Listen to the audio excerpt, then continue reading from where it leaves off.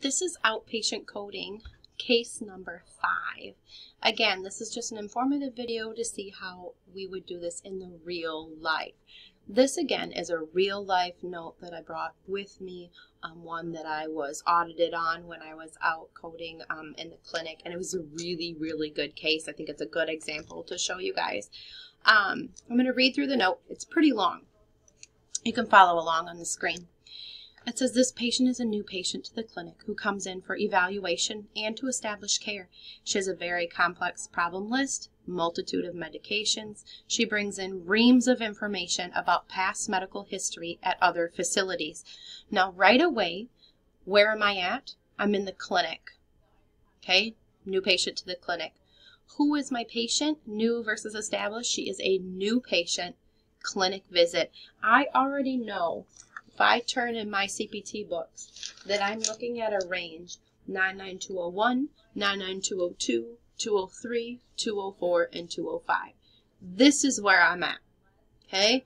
Now go back to the note and finish reading. Most recently, she had a CVA evaluated in early January of 2008. She was living in Yuma, Arizona at the time. We have a consultation note from that. Her outside records were reviewed in detail. Her past medical records indicate problems and diagnoses of, here we go, Parkinson's features and dementia, probable brainstem ischemia, progressive multi-infarct dementia. She had a chest x-ray at that time which showed hyper-aerated lungs, rotoscoliosis of the thoracic spine with DJD. A CT of the head revealed no new hemorrhages or infarcts. Ultrasound of the carotid showed no hemodynamically significant stenosis. MRI of the brain showed mild atrophy, extensive and diffuse small vessel white matter infarcts, which were felt to be old. A 2 centimeter enhancing mass lesion at the left petrous apex consistent with a hemangioma with a slight efface onto the left pons midbrain. And focal area of enhancement on the periphery of the right occipital lobe measuring 5 millimeters, more than likely a vessel. Further workup at the time revealed a small renal calculi bilaterally. She also has a history of, and look at this is almost one whole sentence. This is all of her chronic issues up to fever. Surgeries include appendectomy, cataract surgeries, colonoscopy, D&C, surgery for deviated septum, blah, blah, blah, blah, blah, blah, blah. She also has a history of depression. Here's her allergies. Look at her medications. Here's 23 listed medications. Social history. The patient moved up here to be closer to her family after deterioration of her status. Makes sense. She had a child who died within the last couple of years. She's widowed. She's a prior smoker. Some degree of memory problems in review systems, some weakness, chronic pain in the spine, primarily from the DJD. No other focal symptoms at this time. Here's her actual physical exam. We have vitals there. We have HENT. Ears, nose, and throat. Neck is supple. Lungs are distant. Heart regulating rhythm without gallop or murmur. Abdomen is soft. No edema. Gynecologic exam was not done. Generally, the patient is infirm and mildly cachetic looking. Mental status exam reveals the appearance otherwise unremarkable. Affect is appropriate. She's a little bit forgetful. Thought flow and content are otherwise unremarkable. Insight is fair at best. Assessment. Multiple medical problems as above. Transfer of care. New patient to our clinic. The plan. We're going to continue all medications as before. We're going to have her follow up in a month to bring some of this into further focus. We may try to minimize medication as time goes by, as she's on a suitcase of them now. As we try to get a better handle on her status, we'll recommend other changes as appropriate. Total time spent face-to-face with the patient, 1 hour, with an additional hour and a half in review of her medical records and coordination of care. Follow up in 3 to 4 weeks for reevaluation and further assessment. How do we code this? Right away, okay, we know where we're at, right, with our code range. Remember, and this is from a while back, remember coding based on time, okay? I do have time noted here. Time's always at the end, okay? So always jump to the end to find time. Remember when we find time stated, we can code based on that and we don't need to audit. It's really fast coding. It's like a cheat sheet for us. We love it. Total time spent face-to-face with this patient is 1 hour. If I look at my CPT book, I can see under 99205, it says usually the presenting problem or problems are of moderate to high severity. Typically 60 minutes are spent with the patient and or family. If I'm reporting my service code and reporting my clinic visit, I would report a 99205 based on that time. Over 50% of the visit was just spent counseling or coordination of care, just talking. Okay, so a 99205 is my E&M visit for the day.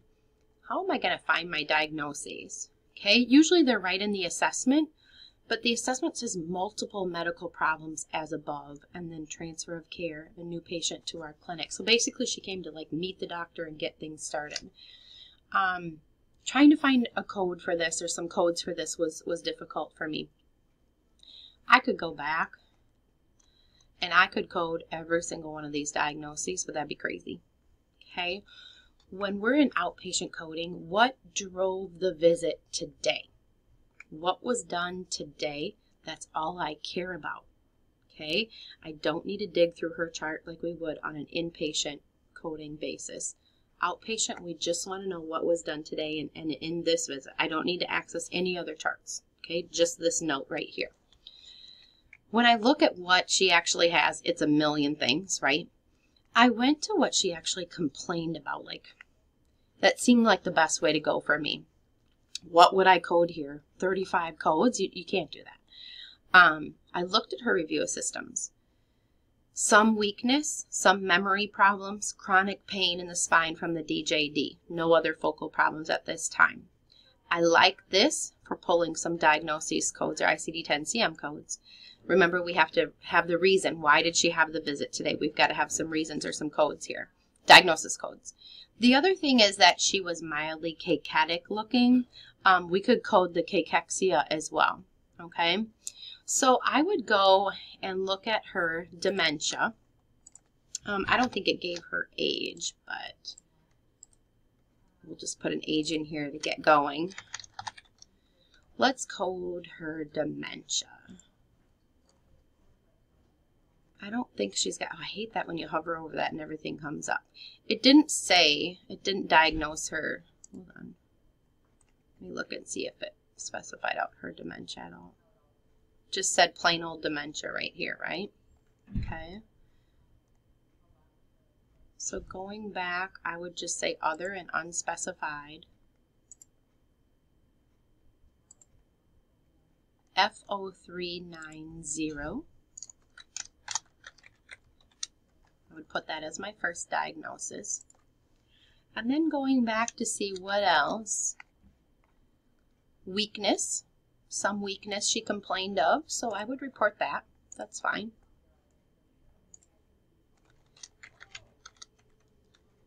Generalized weakness.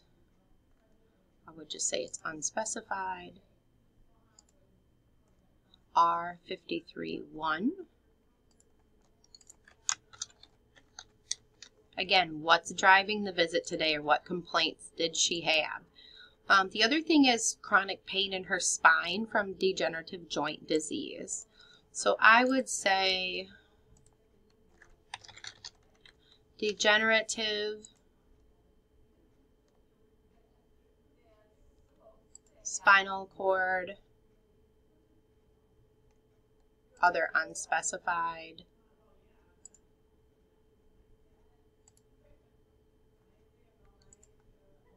G31.89.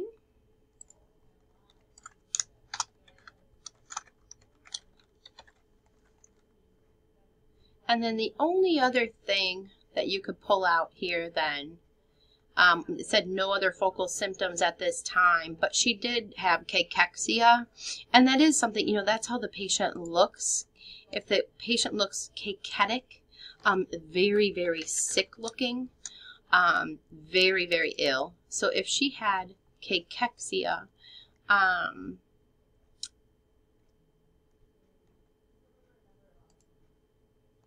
just going to put other or unspecified.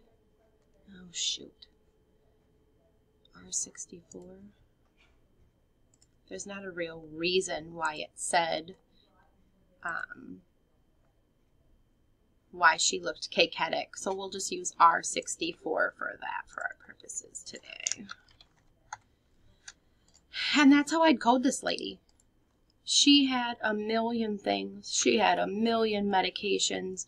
Really, in the assessment and plan, they just want her to follow up, and they're going to start with kind of one thing at a time. Okay, we're going to just minimize those medications, further focus, in one area, and then just kind of move from there. So really, that would be how I coded this case, and I would move on and go to the next person. Remember, in outpatient coding, you guys, it is very narrow-minded. We just code what is done today and the reason why it's done today, and we move on. Okay, it's a very fast-paced coding. And I think I've told you this before, on the outpatient side of things, it might be that your goal or your benchmark to make each day as an outpatient coder, when I was doing outpatient coding, it was like 324 service lines or line items a day made me at goal. Now, this is a line item, okay, this procedure code, okay? If I added a pathology and I added a laboratory, or blood work. There's a urinalysis. I could bill, a removal of something on the skin. I could bill all these out. I have to have a diagnosis for each one of them, but that would be 1, 2, 3, 4, 5 line items or 5 service codes, okay, once I got those completed. Okay, does that make sense? So to make goal in one 8-hour workday, it was like 300 and some to meet your goal or your benchmark each day. We are very much pay for performance, okay, at most facilities. So if you meet your goal and exceed your goal most often, and it comes raise time and audit time and review time and that time of year, you might get a better raise than that person that sits next to you and just meets goal every day. And that person's going to get more than that person that sits next to them that, is a little under benchmark each day. That person that's under benchmark each day isn't going to get fired, okay? Might get talked to, might get educated on, what's going on, what's making them slower, what's making them not meet their goal each day. There might be conversation had about that, but that's how it goes on the outpatient side of things. Everything is line item and very Excel looking, like I said before in my previous video. So I hope that this case number 5 helps you see, how we do things in the real world. Everything has a procedure code and everything has a diagnosis code. You do your what and you do why. You have to report medical necessity always, always together. We keep them very separate in class, okay, and in school so that you learn the rules separately, but they very much go together out in the inpatient and outpatient world.